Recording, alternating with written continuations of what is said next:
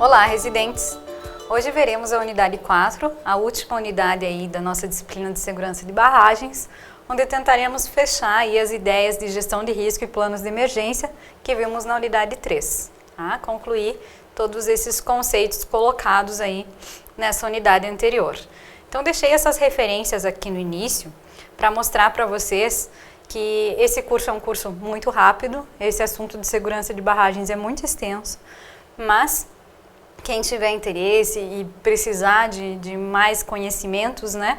A ANA, Agência Nacional aí de Águas, ela tem algumas referências eu utilizei aqui, que vocês estão vendo no módulo 3, mas esse material é dividido em 3 módulos com diversas unidades que fala desde os tipos de barragem, de toda essa análise de risco. Então tem muito material, a ANA sempre está atualizando para fazer treinamento dos profissionais envolvidos, então vocês conseguem aí, quem for trabalhar, quem tiver interesse aí nessa área, aumentar aí o conhecimento de vocês com esses materiais aí de cursos de segurança de barragens da ANA, que são muito bons e que foram a base aí principal no desenvolvimento dessa unidade 4. Então, falando aí dessa gestão de risco, né, algumas vezes eu já comentei que os riscos a gente não pode eliminar, a gente não consegue eliminar totalmente, né, então a gente precisa gerenciar eles. E a gente tem diferentes tipos de riscos, né, riscos hidrológicos, riscos sísmicos, riscos estruturais, riscos operacionais, cada um desses riscos é um profissional diferente que vai trabalhar, tal, então a gente precisa unir tudo isso, né, numa maneira de gerenciar o comportamento aí dessa barragem. Então, o que seria um risco, né?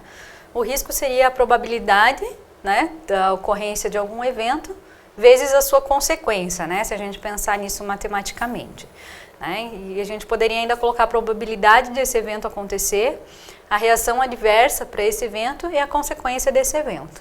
E a gente, usando esse exemplo aqui simples do nosso dia a dia, a gente consegue perceber que a gestão de risco, ela está no nosso dia a dia a todo momento, né? A todo momento a gente gerencia o risco. Então aqui a gente tem um exemplo bem básico de uma pessoa atravessando a rua, né? Então o que pode dar errado seria aí o nosso evento. Pode não dar tempo de você atravessar a rua e você ser atingido por um veículo, né? Quanto isso é provável? Qual é a probabilidade desse evento? Você vai verificar então se existe movimento de veículos, né? Se tem algum veículo se aproximando. E que perdas isso causará? Que consequências isso trará, né? Você pode ser atropelado, né? Isso causa danos aí à sua saúde, ou até perder a vida, né? Então são situações aí de uma gestão de risco. Então, o que você faz? Você aceita o risco e atravessa a rua imediatamente. Você pode minimizar esse risco atravessando a rua quando não houver nenhum veículo próximo, ou eliminar completamente o risco apenas atravessando a rua na faixa para pedestres, quando o sinal de pedestres estiver verde e todos os veículos parados, né? Então aqui a gente estaria eliminando totalmente o risco, mas pode um carro, né, de repente acelerar, muito difícil, mas isso, né, ainda vai ter ali algum tipo de risco. Então aqui a gente teve 3 elementos: evento, probabilidade, consequências e tomadas de decisão, né, que são aí importantes nesse monitoramento, nesse controle das barragens. Então, para essas decisões, temos controles e planos de contingência. Então, o que seria o meu plano de contingência? Eu ainda posso correr se um veículo se aproximar, né? Então, todas essas etapas eu preciso ter quando eu estou pensando numa barragem, e são situações aí que a gente vive, né? A gente faz a gestão de riscos a todo momento nas nossas vidas. Então, passando isso para uma gestão de riscos em projetos, primeiro eu preciso identificar os riscos, como fizemos no exemplo de atravessar a rua, né? Depois eu vou analisar e avaliar esses riscos, fazer uma lista dos riscos principais e ver o que eu consigo eliminar, né? O que eu conseguir eliminar eu elimino, riscos com probabilidade e impactos reduzidos e os riscos residuais, né, que vão ser tratados aí por planos de contingência. Tudo isso precisa ter o quê? Monitoramento e controle, né? Toda a parte de instrumentação ali que a gente viu, para a gente saber. Então a gente já sabe mais ou menos os riscos que podem acontecer e a gente vai a todo tempo monitorar e alimentar esse sistema. Então a segurança de barragens, a gente poderia resumir que ela é baseada aqui em 3 pilares, né?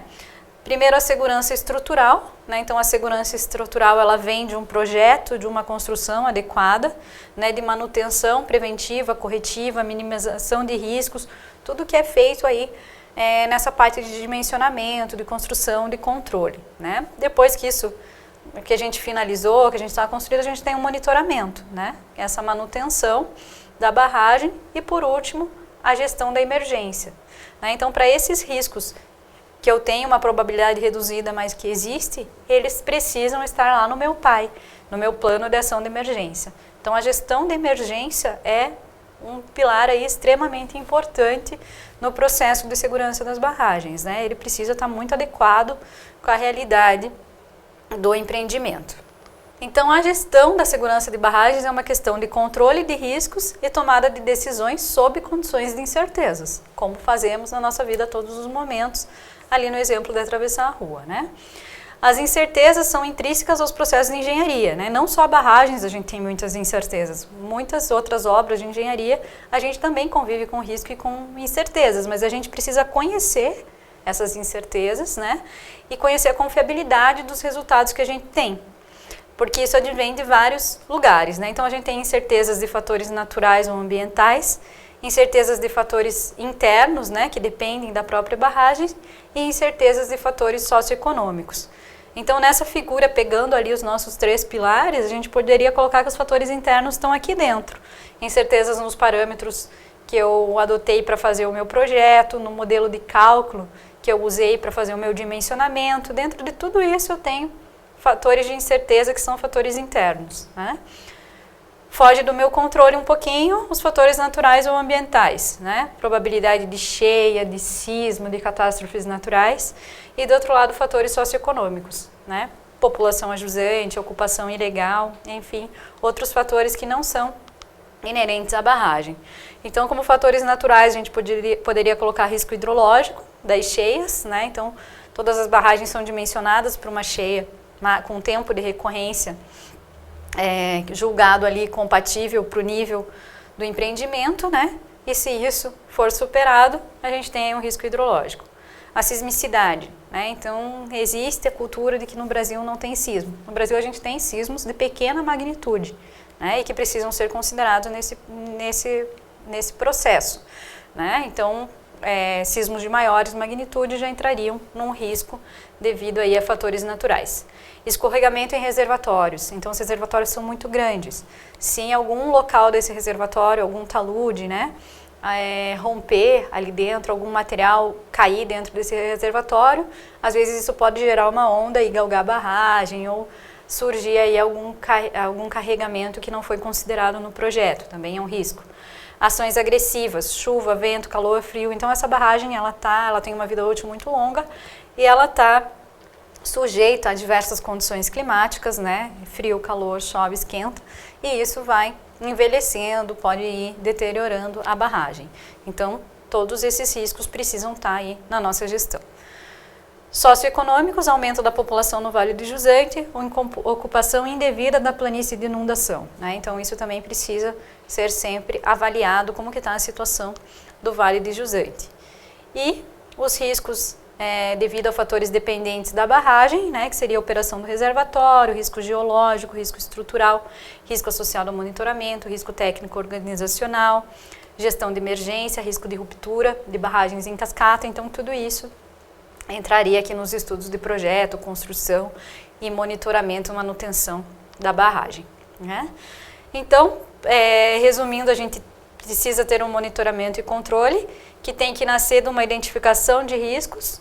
Depois a gente tem essa análise dos riscos, depois a gente avalia esses riscos, resposta aos riscos, como que eles serão tratados e plano de ação de emergência, né?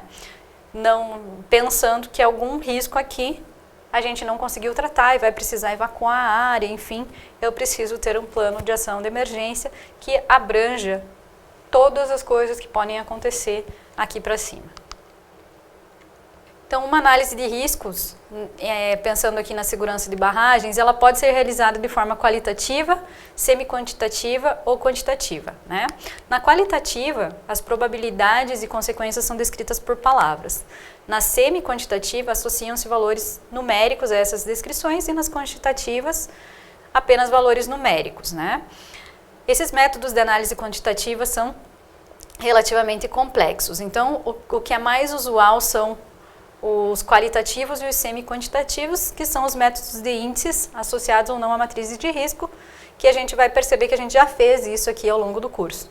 Então, aqui a gente tem um exemplo do iCode, de uma análise de risco, que nada mais é, então, de a gente dar valores para cada situação, como a gente fez naquelas tabelinhas anteriores.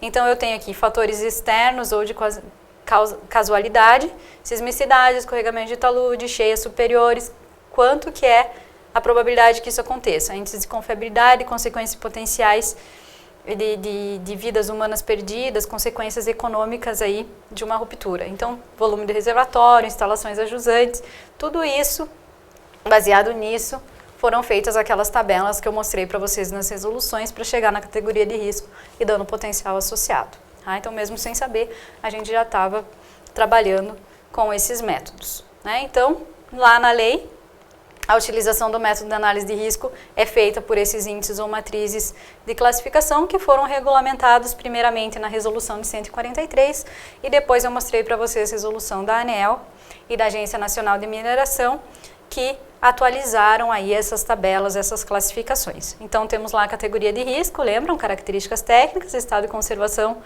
e atendimento ao plano de segurança e dano potencial associado, onde entra aí o volume do reservatório. Com isso, aquele nosso risco que era a probabilidade vezes a consequência, passa a ser a categoria de risco, características técnicas, estado de conservação e plano de segurança, vezes o dano potencial associado, né? Então já estávamos trabalhando aí essa questão do risco quando estávamos conhecendo a legislação. E aqui aquela tabelinha completa, que já vimos aí diversas vezes, categoria de risco, dano potencial associado e resultado final da nossa avaliação.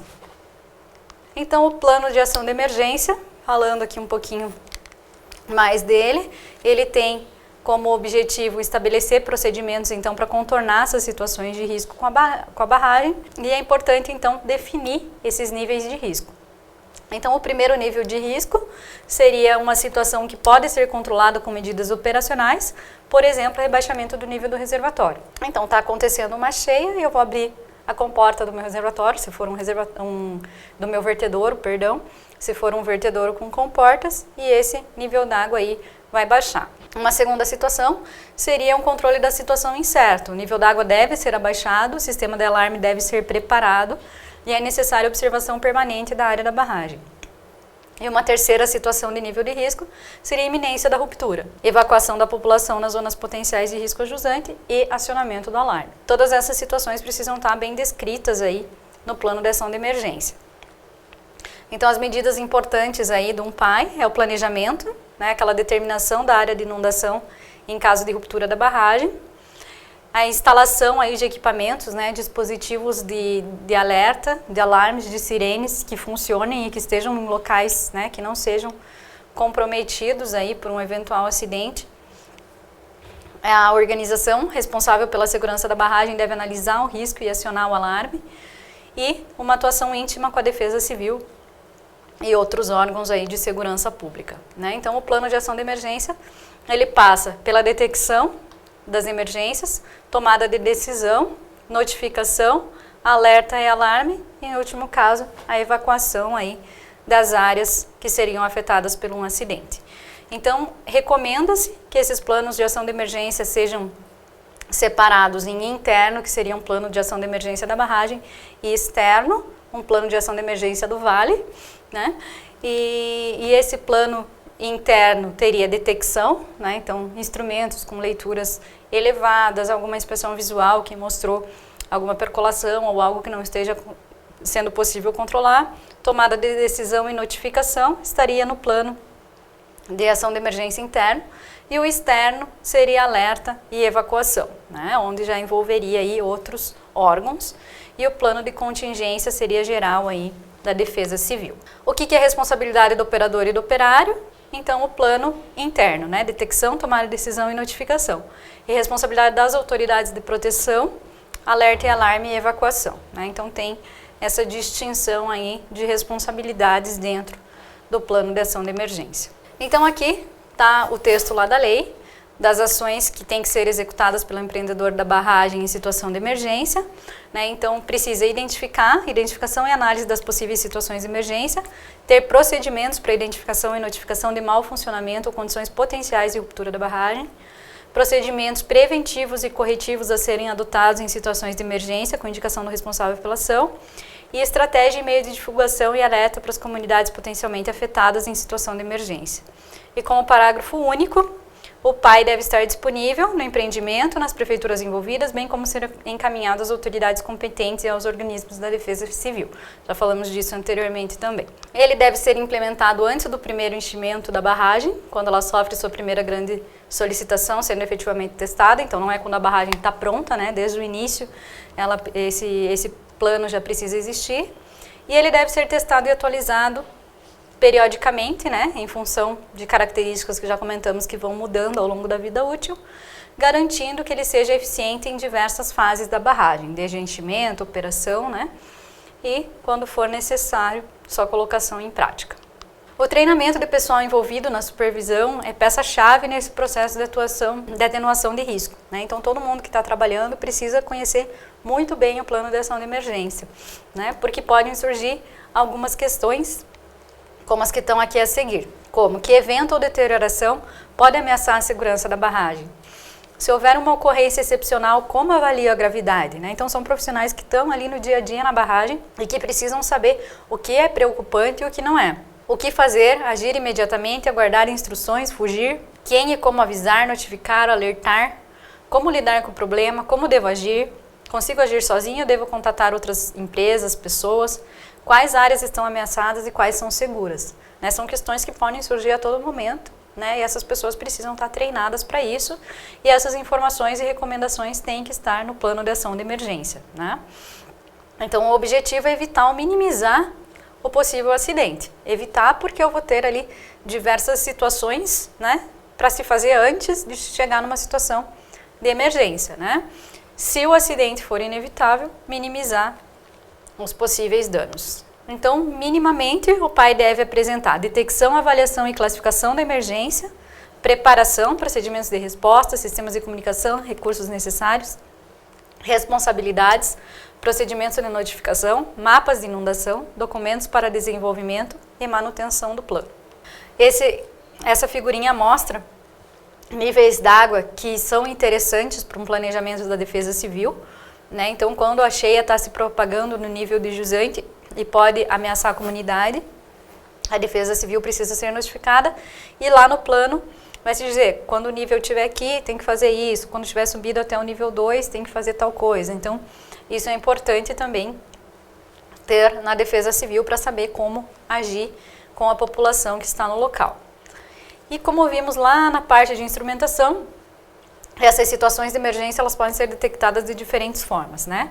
Inspeções visuais, instrumentação de auscultação, sistemas de monitoramento de eventos naturais, cheias, sismos, por exemplo, equipes treinadas para identificar situações de risco, né? Das inspeções, estaria ligado com as inspeções visuais, e definição de níveis de segurança, alerta e emergência, que estarão aí no plano de ação emergencial.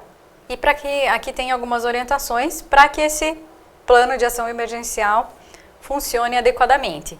Então, a gente precisa formar com antecedência uma comissão de emergência com especialistas em diversas áreas, né? Então, já falamos diversas vezes que barragens envolvem profissionais de diferentes áreas, então precisamos ter especialistas em geotecnia, em estruturas, em topografia, eletrônica, eletrotécnica, hidrologia, mecânica, todas as áreas que envolvidas aí num bom funcionamento da barragem. Os funcionários das barragens devem possuir procedimentos simples e serem treinados para operar em situações de emergência. Deve-se realizar análises prévias das condições de acesso após grandes cheias, da possibilidade de perda de comunicação com o centro de operação.